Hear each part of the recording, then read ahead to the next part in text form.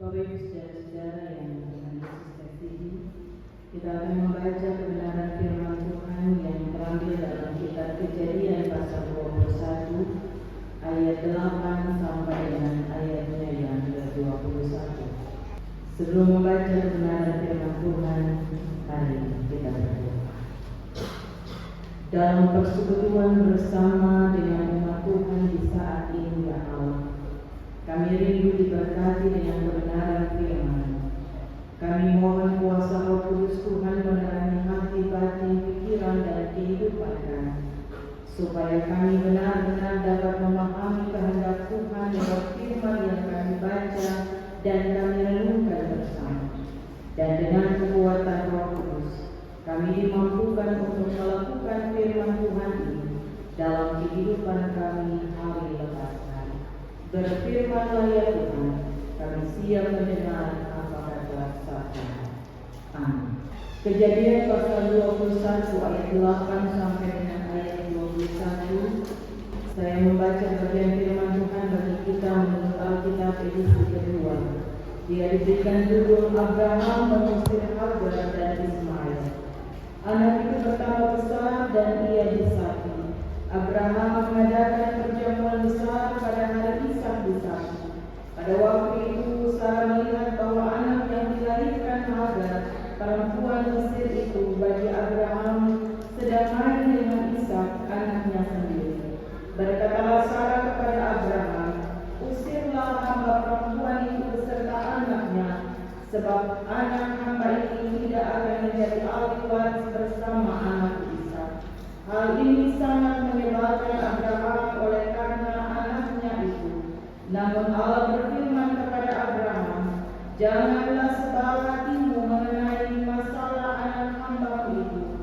Segala yang dikatakan Sarah kepadamu haruslah kau dengarkan, sebab dari Ishaklah yang akan disebut keturunanmu.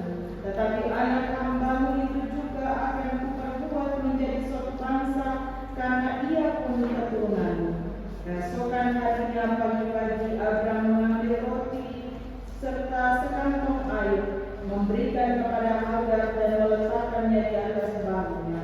Lalu bersama anak itu disuruhnya Hagar pergi.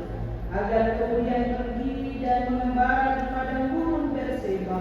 Ketika air yang di kantong itu habis, anak itu ditinggalkannya di bawah semak-semak.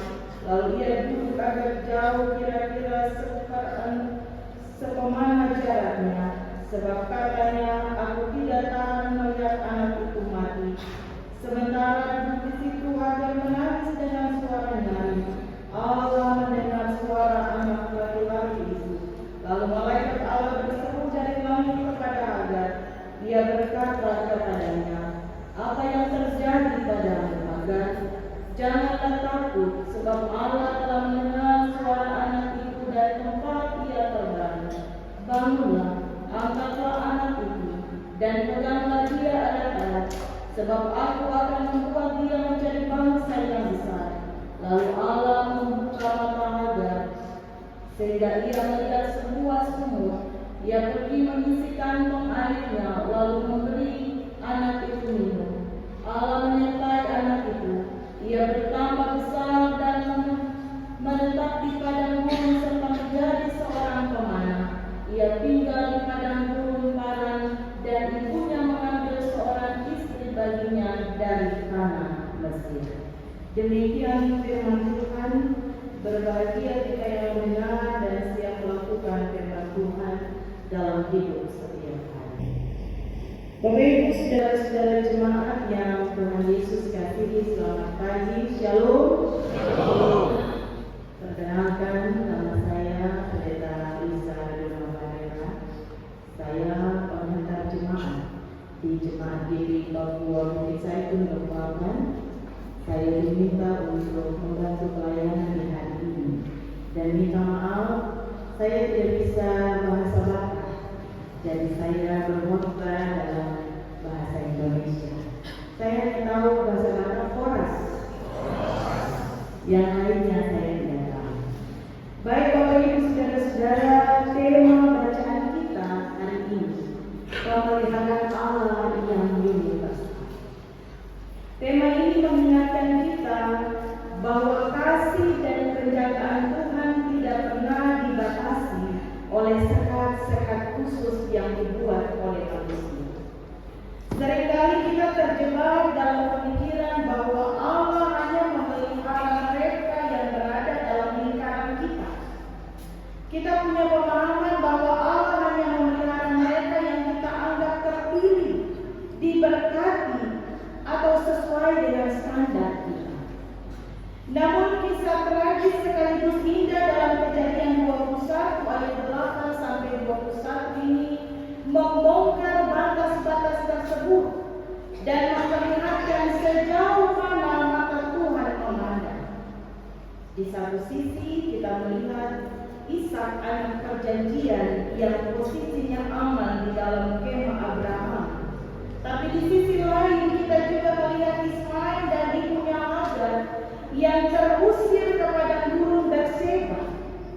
Bagi mata manusia, Hagar dan Ismail adalah orang luar yang tersingkirkan, tidak punya harapan, mendekati kematian ketika air di Firbatnya habis. Hagar bahkan menyerah dan membuang anaknya di semak-semak karena tidak tahan melihat anak itu lagi. Tetapi disinilah kita melihat intervensi Allah yang universal itu dinyatakan. Kita baca dalam bagian firman Tuhan kita di saat ini. Bapak Ibu saudara-saudara, Kejadian pasal 21 ayat 8 sampai 21 ini mengisahkan kisah Abraham mengusir Hagar dan Ismail di padang gurun atas tuntutan atau atas permintaan dari Sarah. Jauh sebelum peristiwa ini, Abraham dan Sarah tidak kunjung memiliki anak. Karena putus asa, Sarah mengikuti adat zaman itu dengan memberikan budaknya perempuan yang berasal dari Mesir yakni Hagar kepada Abraham supaya bisa mendapat keturunan. Dari hubungan itu lahirlah Ismail. Bisa kita lihat dalam kitab Kejadian pasal 16. Namun dinamika keluarga itu berubah total ketika mukjizat terjadi. Di masa tuanya Sarah akhirnya melahirkan Ishak, anaknya yang sejak awal dijanjikan oleh Allah. Perikop Kejadian 21 ayat 8 dimulai saat Ishak disapi. Ini kira-kira terjadi pada usia 2 atau 3 tahun. Perayaan penyapian ini memicu ketegangan baru. Sarah melihat Ismail yang saat itu sudah remaja sekitar umur 16 tahun sedang main dengan anaknya Ishak. Sarah mulai terganggu pikirannya. Ia takut bahwa ahli waris yang seharusnya menjadi milik Ishak akan diambil alih oleh Ismail. Dari sudut pandang budaya timur dekat kuno, status anak dari seorang budak perempuan bisa setara dengan anak kandung dan istri utama jika sang ayah mengakuinya sebagai anak. Dan ini membuat Sarah takut. Sebagai anak sulung, Ismail secara hukum memiliki hak atas bagian warisan yang lebih besar. Sarah menyadari hal ini. Baginya, kehadiran Ismail adalah ancaman langsung terhadap hak kesulungan dan warisan Ishak. Tuntutan Sarah kepada Abraham, usirlah hamba perempuan itu beserta anaknya, sebab anak hamba ini tidak akan menjadi ahli waris bersama-sama dengan anak Ishak. Hal ini didorong oleh keinginan melindungi anaknya, melindungi masa depan Ishak. Bapak Ibu saudara-saudara, bagi Abraham tuntutan Sarah ini sangat berat dan menyakitkan. Karena itu kita bisa lihat pada ayat 11. Karena Ismail adalah darah dagingnya sendiri. Mengusir seorang ibu dan anak remaja di padang gurun yang ganas dengan hanya berbekal roti dan sekirbat air terkesan seperti hukuman mati yang kejam. Namun Allah kemudian mengintervensi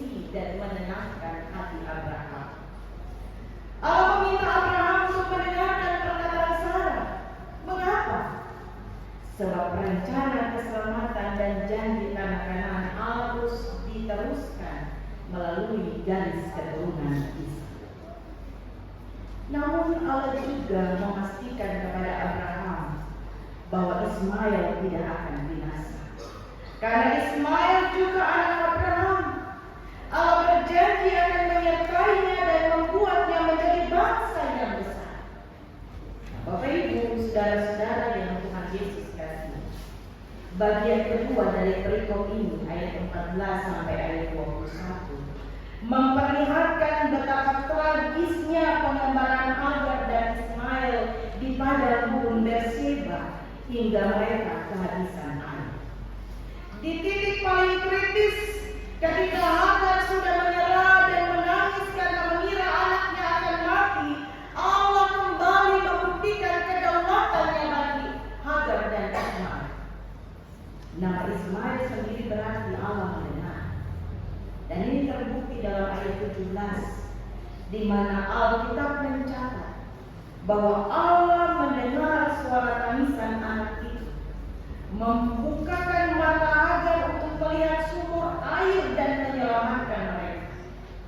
Secara singkat, perikop ini berlatar belakang gesekan antara rencana manusia dan rencana Allah. Keputusan Abraham menggunakan Hagar di masa lalu menciptakan konsekuensi konflik keluarga yang sangat rumit.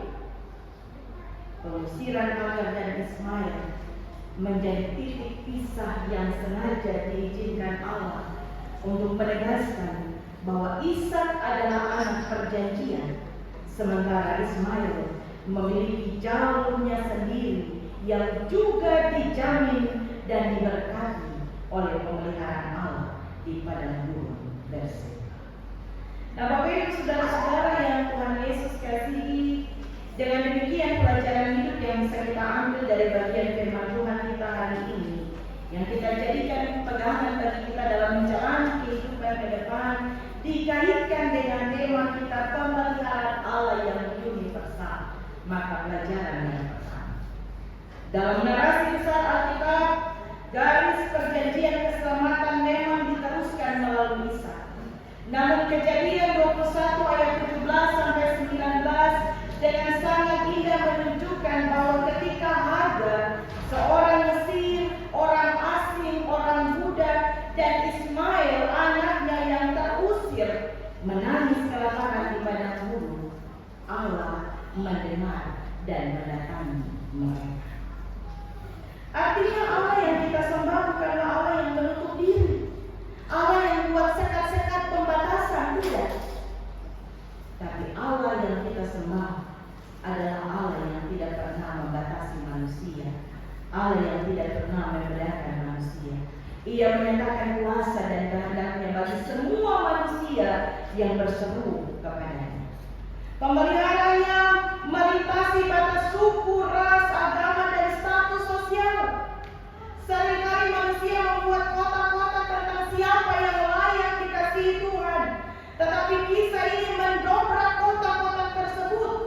Allah peduli pada mereka yang berada di luar sistem kita, mereka yang berada di luar status-status atau batas-batas yang kita buat. Dan karena itu, bagian firman Tuhan ini mengingatkan kita, kalau mungkin kita pernah ada pada posisi Hagar dan Ismail, dipisahkan karena batas-batas yang dibuat oleh sesama kita. Bagian firman Tuhan mengingatkan kita bahwa Allah tidak pernah membatasi kita untuk mendapatkan pemeliharaan dan berkat. Allah selalu menyertai memberkati kita. Allah menyatakan kuasa dan kehendak kita bagi setiap kita yang selalu berseru dan menyerahkan segala sesuatu kepada. Pelajaran yang kedua, ketika sekirbat air yang diberikan Abraham habis, Hagar putus asa dan menyerah. Namun Allah membuka matanya untuk melihat sebuah sumur. Sumur itu sebenarnya sudah ada di sana, tetapi airnya baru terlihat ketika Allah memberikan intervensinya. Hal ini menunjukkan bahwa pemeliharaan universal Allah berarti Dia adalah penyedia yang aktif. Bahkan di momen-momen ketika persediaan manusia kita habis total, dalam padang gurun kehidupan kita, Entah itu ketika kita ada dalam krisis ekonomi, ketika kita ada dalam sakit penyakit, kehancuran karena berbagai persoalan dalam rumah tangga, Allah sanggup membuka mata iman kita untuk melihat jalan keluar yang tidak pernah terpikirkan sekali. Karena itu Bapak Ibu, seberat apapun persoalan dan pergumulan yang saat ini sementara kita ada, ingat bahwa Allah kita lebih besar dari persoalan dan pergumulan yang kita ada. Allah akan buka mata iman kita untuk melihat jalan keluar yang tidak pernah kita pikirkan sekalipun. Allah akan menyediakan segala sesuatu jauh di luar yang kita pikirkan. Dan karena itu jangan pernah putus asa di tengah-tengah berbagai persoalan dan pergumulan yang ada.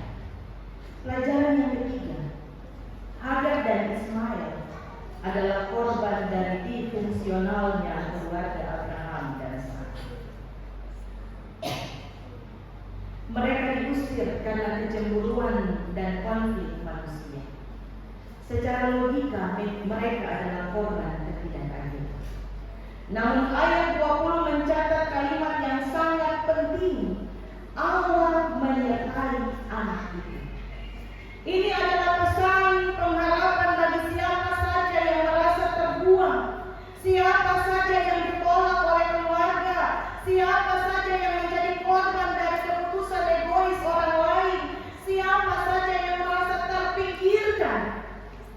Manusia mungkin bisa mengusir, menolak atau melupakan kita, tetapi pemeliharaan Allah yang lebih besar menjamin bahwa Dia tidak pernah membuang kita.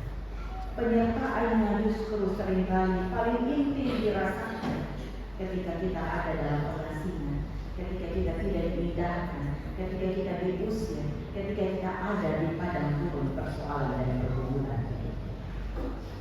Pelajaran yang keempat, meskipun Ismail tidak mendapatkan berkat hak kesulungan rohani seperti Isa, Allah tetap memenuhi janjinya untuk menjadikan Ismail sebuah bangsa yang besar. Dia tumbuh menjadi pemana di padang gurun Arab, dan sekarang mencatat keturunannya berkembang sangat besar. Hal ini mengingatkan kita bahwa setiap manusia yang lahir di dunia ini, siapapun dia, berharga di mata Tuhan dan memiliki tempat dalam garis waktu sejarahnya Tuhan.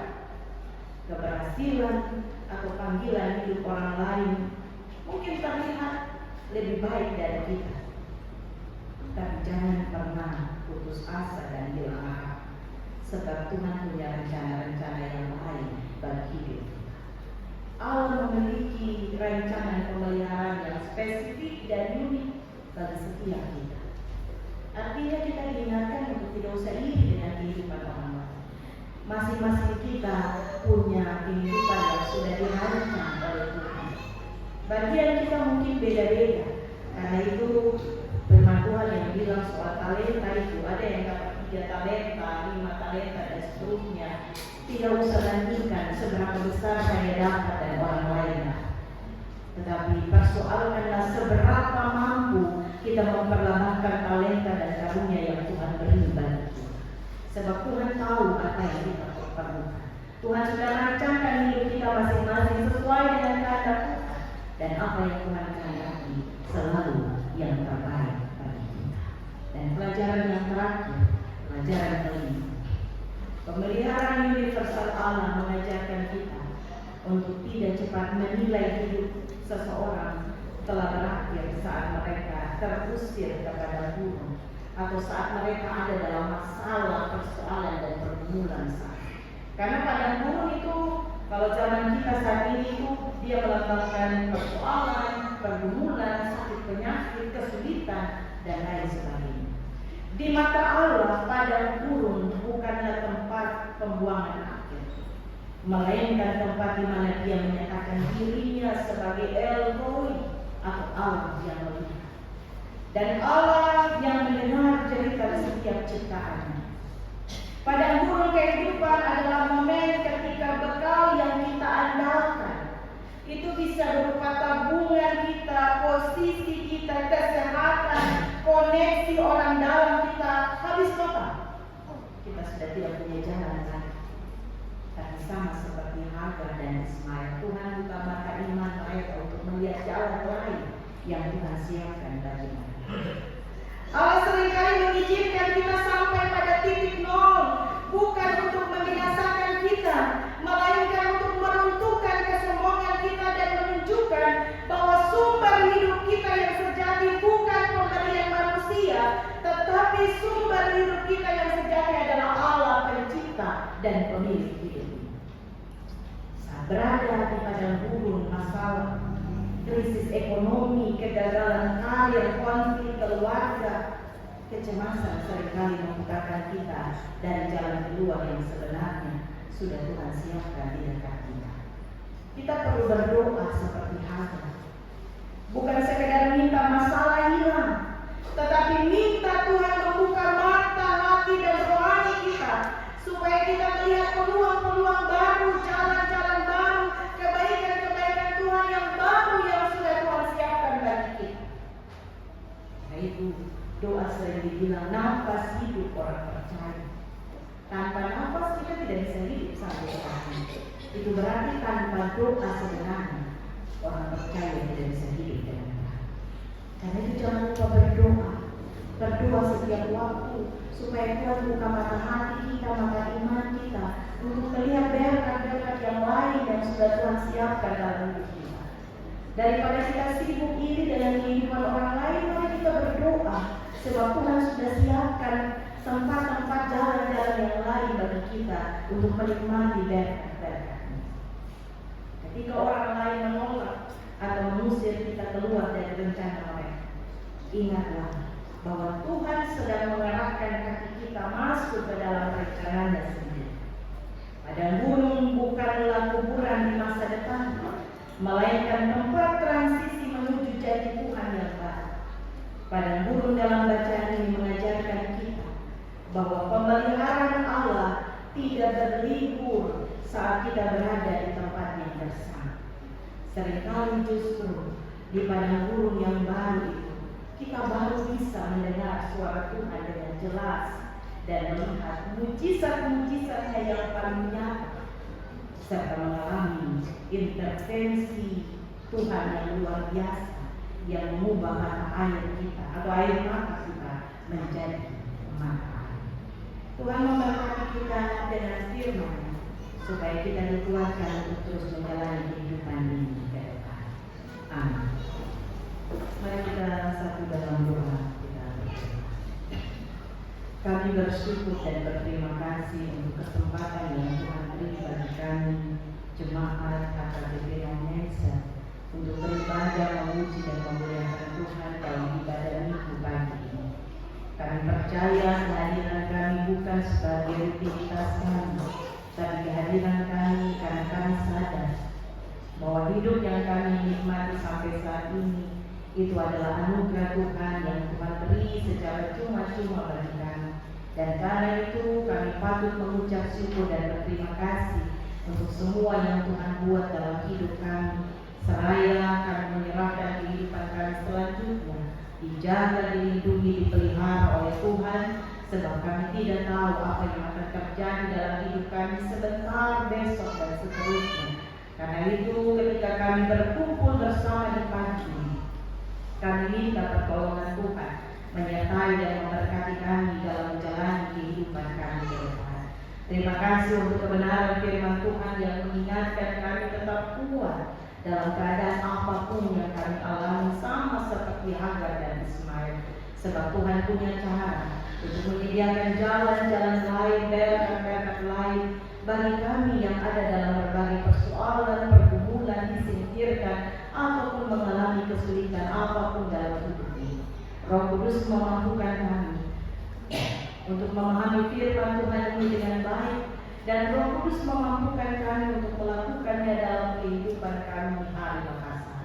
Berkatilah kami semua yang beribadah di saat ini, sebagai bapak-bapak, ibu-ibu, anak-anak, anak remaja, pemuda, bahkan lanjut usia sekalipun. Tuhan memberkati kami semua, kami sebagai anggota jemaat, tapi juga kami sebagai majelis jemaat AKBP Indonesia. Tuhan memberkati kami dengan kesehatan, kekuatan, umur panjang, menjauhkan kami dari sakit penyakit, celaka, mara bahaya, sampai kematian sekalipun. Tuhan berikan kesatuan hati bagi kami untuk melaksanakan program-program pelayanan yang Tuhan percayakan bagi kami di tengah-tengah persekutuan jemaat ini. Seluruh jemaat HKBP Nomensen dari rumah tangga pertama sampai rumah tangga yang terakhir, dari anak-anak yang ada dalam kandungan ibu sampai orang tua beruban putih sekalipun, Tuhan menyertai dan memberkati dalam menjalani hidup di dunia ini. Bapa di sorga, dalam persekutuan bersama saat ini, kami pun bersyukur bersama dengan umat Tuhan yang boleh merayakan hari ulang tahun kelahiran dan ulang tahun pernikahan di sepanjang minggu yang telah kami lalui, tapi juga yang akan merayakannya di minggu yang akan kami masuki. Tuhan berkati supaya pertambahan usia pribadi dan usia pernikahan membuat mereka semua semakin dekat dengan Tuhan dan mengakui bahwa semua asalnya dari Tuhan, dan karena itu mereka terus mempersembahkan hidup yang terbaik untuk Tuhan. Jemaat yang sementara ada dalam keadaan sakit ataupun ada dalam proses pemulihan, Tuhan menjamah mereka, memberkati makanan, minuman, obat-obatan yang dipergunakan, para dokter, para medis, keluarga yang melakukan pelayanan. Tuhan berkati supaya melalui jamahan dan kuasa Tuhan mereka dipulihkan dan disembuhkan dari sakit yang dialami. Seluruh kehidupan kami ke depan dan program-program pelayanan jemaat ini kami taruh dalam tangan kasih Tuhan. Hamba-Mu Bapak Pendeta Esron Tambupola yang sementara melaksanakan tanggung jawab pelayanan di paroki, Tuhan menyertai memberkati supaya pada waktunya kembali dengan selamat bertemu keluarga dan jemaat Tuhan di tempat ini. Terima kasih Bapak. Ini kami dengan doa dan sembahyang kami. Ampuni kami atas setiap salah dosa kami. Dalam nama Yesus